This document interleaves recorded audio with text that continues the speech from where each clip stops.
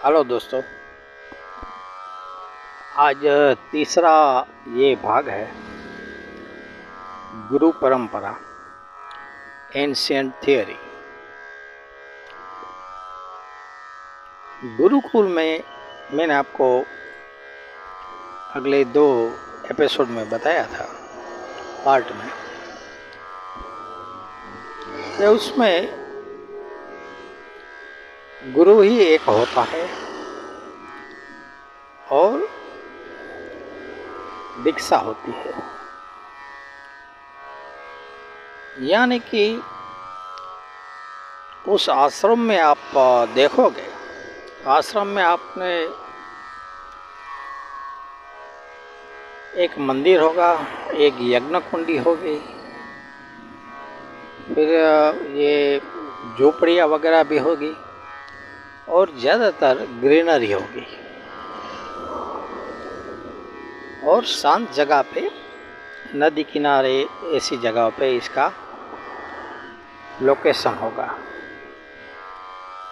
यानी कि अगर आप एक तरीके से देखिए तो गुरु कहाँ पे रहते हैं वो आपको पता चल जाएगा कि भाई गुरु ऐसी शांत स्थल में रहते हैं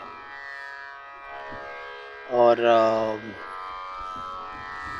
आपको वहाँ पे घूमने का आनंद भी आएगा। कुदरत के समीप रहना है। दूसरी बात, गुरु को ही सुनते हैं, वहाँ कुछ स्पीकर वगैरह भी नहीं होते। गुरु ही बोलेगा और शिष्य सुनेगा।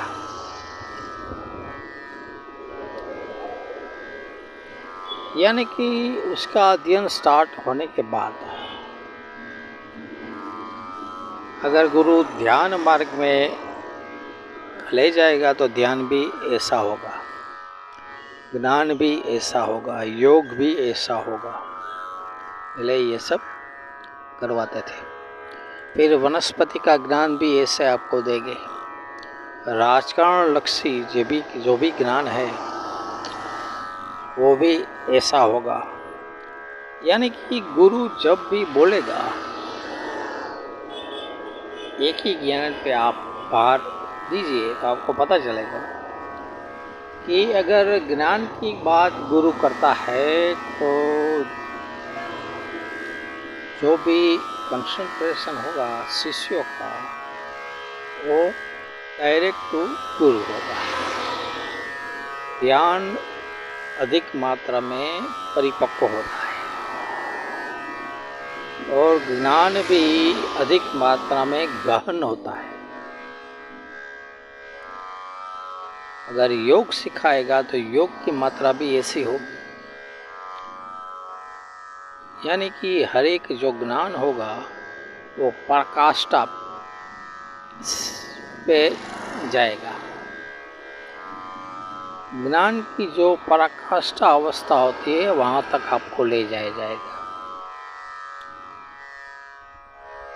तो ये सब गुरु के माध्यम से होता है और ये मैं समझता हूँ अगर किसी का नसीब अच्छा हो तो अच्छा गुरु मिलता है।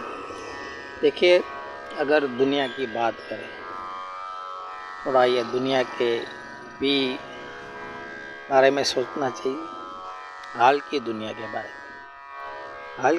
के बारे में हम नेगेटिव बहुत बोलते हैं। नहीं, नेगेटिव ही है। ज्ञान की पराकाष्ठा नहीं होती उसमें। आपके दिमाग में ज़्यादा ज्ञान बैठा भी नहीं। जितने भी समझिए दुनिया में हाल में विद्वत्ता भी बहुत दिख नहीं रही है। विद्वत्ता होनी चाहिए, विद्वान बनाते हो। हर एक गुरु का सपना ऐसा ही होता है कि अपने शिष्यों को अपनी तरह से बनाए या उससे भी आगे निकल जाए। हर एक गुरु ये सोचता है। जैसे पुराने अगर हम गुरुकुल की बात करें तो चाणक्य एक नाम बहुत फेमस है। चाणक्य का एक गुरुकुल था, उसका नाम था तक्षशिला।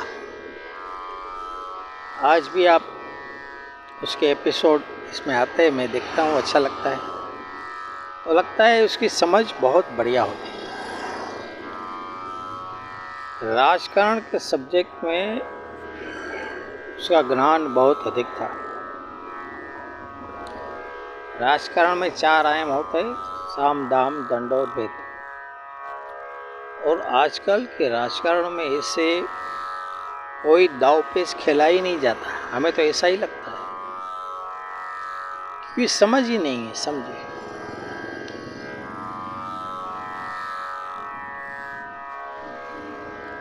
फिर काशी में एक काशी के मंदिर के पास में ही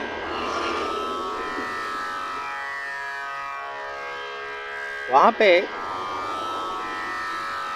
मैंने वो देखा था। तो ऐसे कई इंडिया में भी है, कई जैसे रमेश ओझा है जो कथाकार है, उसने भी वो अपने शिष्यों को सिखाता है, लेकिन गहराई नहीं होती।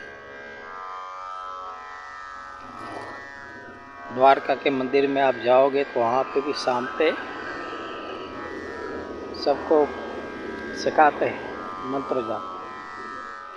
वहाँ पे भी मैं बैठता था, तो कभी कभार हमें ऐसा लगता है कि भाई सिखाते हैं ठीक है, लेकिन गहराई में वही शिष्य समझ सकता है।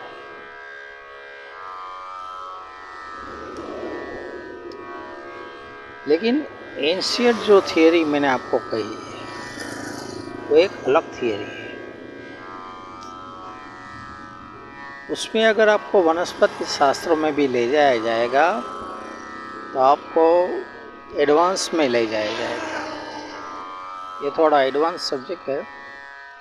एक कोई झाड़ के साथ आप बात भी कर सकते हैं, उसको पूछ सकते हैं कि आपको कोई रोग है तो बताएगा। उसकी आयुष्य, जैसे आपको पता होगा कि झाड़ की आयुष्य 1000 साल से अधिक होती है। मनुष्य की आयुष्य 90 बरस 100 बरस है, आजकल वो भी घट गई है, लेकिन झाड़ की आयुष्य अधिक होती है। मच्छर की आयुष्य 4 दिन की होती है। ये ज्ञान है। तो एडवांस ज्ञान में ऐसा होता है कि किसी भी झाड़ के साथ आप वार्तालाप कर सकते हैं। ऐसे गुरु थे, एक चरक संहिता आपने पढ़ी होगी। चरक संहिता में हर एक रोग और उसका इलाज भी लिखा हुआ है। तो ऐसे कई हमारे इंडिया में अभी ऋषि हो गए, इसने कई सब्जेक्ट पर गहनता से अध्ययन किया, बाद में पुस्तक दी। तो ये सब गुरुओं के माध्यम से फलित होता है।